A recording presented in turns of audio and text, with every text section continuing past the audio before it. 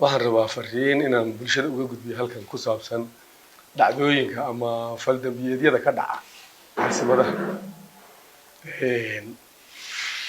waxa weeye dee caasimad markii ay ballaadhato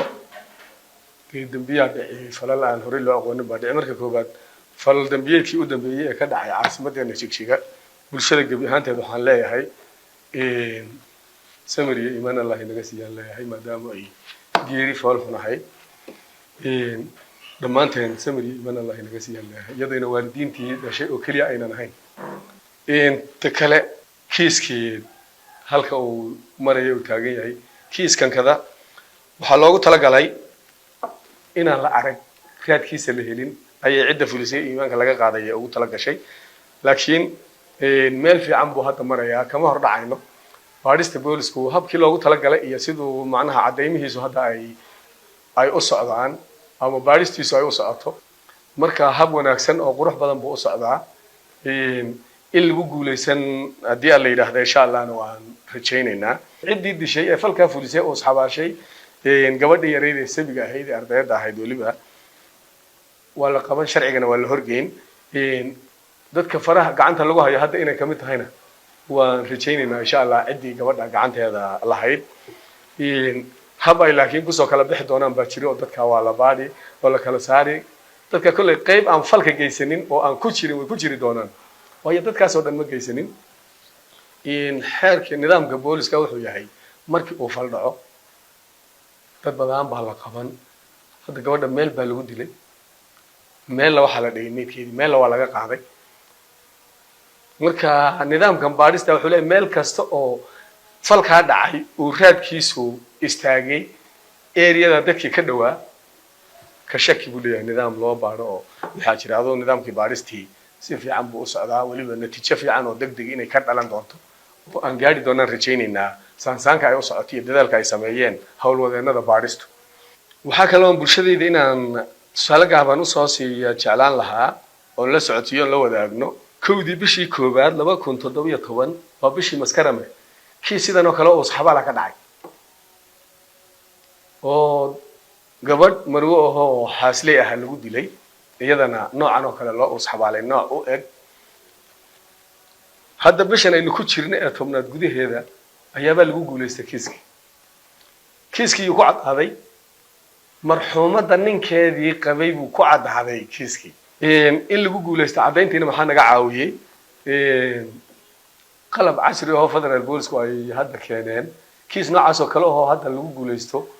waa kiiskii koowaad kiiskii labaadna Gambeella mid ka dhacay weeyo federal police ay naga caawiyeen iskaashigaan iskaashanayna agabka casriga ee forensiga lagu baaro aaladda falalka looga shakisan yahay ama agabka falka in lagu geystay looga shakisan yahay iyo farihiiba marka aaladaas casriga ee federal police haystaan police commissionka federaalku waxay naga caawisay oo inoo sahashay inuu dhagar qabihii gabadhaas uu saxabaalay 10 bilood ka hor inuu cadaado soo bax lagu guuleysto gacanta biliiskana uu ku jiro oo xidhan yahay marka hadda tusaalaha waxaan soo qaatay inuu kiiskaasi saa u cadaaday marka koobaad inay bulshadaydu ogaato aan ugu gudbinayaa fal dhacay oo sidoo doonaba ha u dhaco habku doonaba ha ahaado ama uu saxabaal ahaado ama si kale ha ahaado cid kasta oo intay fal geysato inay dhoomato isku daydo inuunan qarsoomaynin in bulshadayda aan dareensiiyo oo aan la wadaago ayaan taana u soo qaaday marka kiiskan hadda u dambeeyay ee dhacay inuu muddo baadhistiisa inuu qaadato ujeetamo si xaqiiqda loo taabto waa suuragal ardayada lafteedii way maqan yahay waa cadaymihii waxyaabihii la helay waa si loo hayo waa loo diray maxaan ku dhahdaa federal police waa loo diray qaybtii qaabilsanayd ee forensiga meydkii iyo waxyaabihii agabkii laga helay meesha iyo waxyaabihii oo dhan iyo dad faraha laga qaaday intaba dadkaas oo dhanna waxaan inta faraha laga qaado hab loo qaado la sawiro yaa loo wada diri insha Allah hadii la yiraahdo halkaas in lagu soo kala saaray iyadana insha Allah ayaabay noqon doontaa hadii la yiraahdo marka kiisku inta la baadhayo ee baadhista booliska uu ku jiro wajiitay bulshadayda waxaan leeyahay horta taa ku kalsoonaada waa la heli waa la taaban sharcigana waa la horgeyn ciddii falkan geysatay halna inay niyadda ka saartaan fariin ahaan ugu gudbin lahaa bulshadayda bulshadayda qaaliga ah ama waalidiinta qaaliga waxaan leeyahay carruurta waxbaranaysa dhacdadii dhacday intii sas laga qaadayaan carruurta waxbarashadeeda yaan la gelinin maxaan ku idhaahdaa khalkhal kale yaan la gelinin ama dad si yar khariban u fikiraya ayaynan ka faa'iidaysanin oo yaan wax kale la sii tuurin marka taasna bulshadayda ama waalidiinta qaaliga ah ee caasimadda ama meel walba taasaan u gudbin lahaa insha Allah haddii la yiraahdo markii amni la sheego askariga diriiska xidhan unbaa la sii jaleeca maha askariga wax amniga ilaaliya shuruuc marka la dhigo ay ummadu ku heshiiso shuruucda ay dhigatay ummadaasi cidda ilaalise waa ciddii loo dejiyey ee wakiiladoodu ay u dejiyeen baa ilaashata ciddaasi waa shacabkii ay wakiiladan shuruucda dejiyay ka soo baxeen waa shacabkii kuwan amniga loo dirsaday ee diriiska xidhan ay ka soo dhex baxeen ayaabaa ilaashada amniga iyo shuruucdaba ilaashada tusaale ahaan 100,000 oo askari haddii caasimadeena Jigjiga lagu soo dhex shubo ase uusan shacabkii inuu amniga ka shaqeeyo uusan diyaar u ahayn 100,000 askari amni ma sugi karaan amniga waxa sugi kara waa bulshada qaybaheeda kala duwan guri walba askari kuma jiro goob walbana askari kuma ma taagna waxa goob walba askari walba ku jira ama goob walba taagan waa shacabki waa inuu shacabkani dareen ahaan iyo fahan ahaan iyo lahaansho ahaan waa inuu garto nafta iyo maalka uu leeyahay inuu amnigooda ilaashado isagu oo ilaalinta amniga iyo falalka foosha xun ee dhacaya cidii ka hortagi lahayd ee ilaalin lahayd bulshadu waa inay dareento inay iyada tahay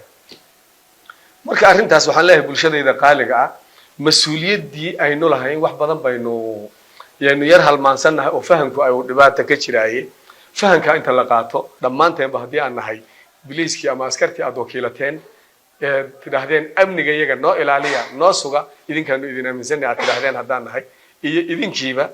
waxaan leeyahay halka ugu weyn ee daloolada ku jirta waa fahan la'aantaasi arrinta aynu fahanno aynu wada qaadano oo aynu maxaan ku idhaahdaa xogta mar walba aynu wadaagno dareenkiinu ha taagnaado bajaaj ba tusaale ahaan meel socota inta badan waxa wixii lagu dhibaateeyaa waa bajaaj falalka lagu fuliyahay waa in intuunan falkani dhicin bajaaj waxa waan ka sheekiyay boolis oo degdeg loo soo gaaray bajaajta lambarkeedu inta yahay waan ka sheekiyay halkaas ayna joogtaa halkaas ay u socotaa dadaan ka sheekiyay baa saaran marka inaynu dareenkeeda sii lahaano oo in dhoole nabar dabadiibu Gabadhii inaga noqonine sidaan soo tilmaamay aynu u istaagno aynuna fahankeeda qaadano caasimadeenu intay balaaranayso ee ay fidayso ee horumarku socday laamidu socday dhismaha shacabku uu socdo in ay wixii balaayada ahay dhibka wadayna ay iyaguna sii balaaranayaan sii fidayaan marka waxyaabaha aynu qorshaha ku darsano insha Allah hadii la yiraahdo mar walbana aynu lahaano kasi diyaar garow iyo hordhac hore aynu lahaano insha Allah hadii la yiraahdo anoo saraakiisha dhexe saraakiil xigeenka iyo xubnaha intaba afkooda ku hadlaya waxaan leeyahay bulshadeenu sharaftii ay lahayd shaar inooga dhigtay inoo gelisay bilayskuna waa udub dhaxaadka